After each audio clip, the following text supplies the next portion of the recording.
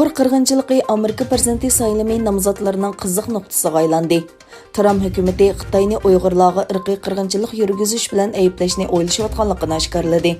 Shuning bilan bir vaqtda Demokratchilar partiyasining nomzodi Joe Bidenning saylam atriti Xitoyning Sharqiy Turkistonda Uyg'ur va boshqa musulmonlarga qaratgan bostirishini irqiy qirg'inchilik deb ataydiganligini e'lon qildi. Ismini oshkorlamagan ikki nafar hukumat amaldorining oshkorlashicha, Tramp hukumati Xitoyning Sharqiy Turkistonda Uyg'ur musulmonlarga qaratgan bostirishlarni irqiy qirg'inchilik deb atashni o'ylashayotgan bo'lib, agar irqiy qirg'inchilik degan so'zni ishlatishga yetarli o'rtaq tunish hosil bo'lmasa, Tramp hukumati uning o'rniga Xitoy rahbarligini insoniyatga qarshi jinoyat yoki milliy tozalash qatorliq boshqa vahshiyliklar bilan ayblashi mumkin ekan.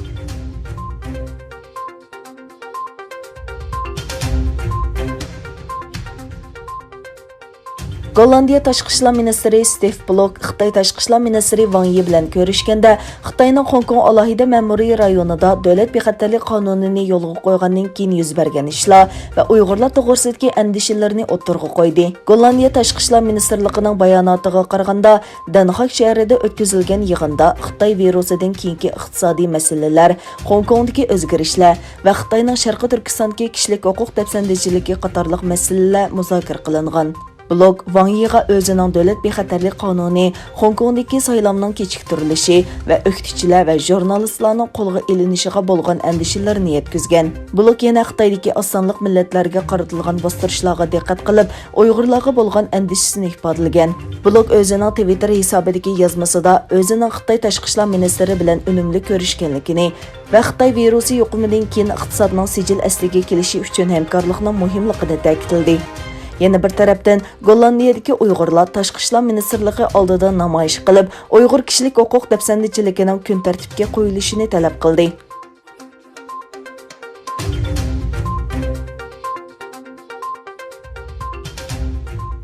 Hong Kong saqchilari 26 avgust yana keng ko'lamli tutqun qilish harakati elib bordi. 2 nafar demokratchi parlamentining a'zosini o'z ichiga olgan 16 kishi qo'lga olindi. Lam Chekdong va Tadxoy Hong Kong qonun chiqarish organining Demokratik partiyadan bo'lgan a'zolari bo'lib, chorshanba kuni attiganda uylaridan tutib ketilgan. Lam Chekdong o'tgan yili 6-iyuldagi bir namoyishda umumning miliga buzg'unchilik qilish va 21-iyuldagi bir voqeaga chetlab qilish bilan ayblangan. Tadxoyning partiyasi uningmi o'tgan yili 6-iyuldagi namoyishga chetishliq deb qo'lga ilinganligini bildirgan. Hong Kong yerlik taratqullarining xabar qilishicha, soqchilarning chorshanba kunidagi harakatida yana boshqa 14 kishi qo'lga ilingan. Hong Kongdagi demokratik namoyishlar o'tgan yili 6-oyda boshlangan bo'lib, uda 7 oy davomlashgan. Bu jarayonda 9 ming kishi qo'lga ilingan. Xitoyning davlat bexatarlik qonunini yo'lga qo'yishi bilan Hong Kongda bostirish kun sayin kuchaymoqda.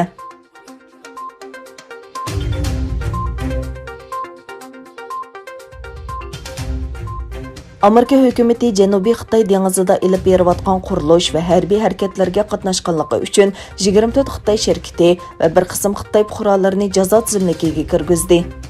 Amerika tashqi ishlar ministri Mike Pompeo yozma bayonotida Amerika erkin va ochiq Janubiy dengizni qo'llaydi.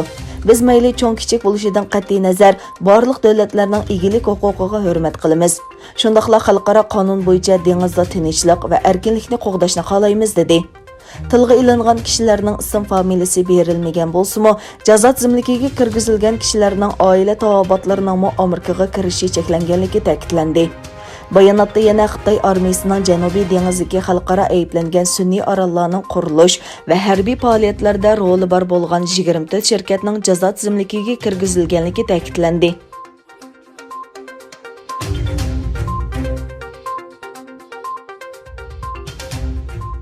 Uda yaqqan qattiq yomg'ir Xitoydagi eng cho'ng daryo bo'lgan Changjiang va uning tarmoq yaqinlaridagi suv o'rnining o'rilishini va har qaysi o'lkalarda kelkun ofatini keltirib chiqardi. Egilinishcha, kelkun Sichuan, Gansu o'lkalarida va Chongqing shahrida turmushga posit ta'sir ko'rsatgan va zo'r iqtisodiy ziyon solgan. Gansu o'lkasi suvchilik nazoratidan egilinishcha, yaqinda Gansu o'lkasida yuz bergan kelkun suv tejash aslahalariga og'ir ziyon solgan. Bevosita iqtisodiy ziyon 4 milliard 178 million yuanga yetgan.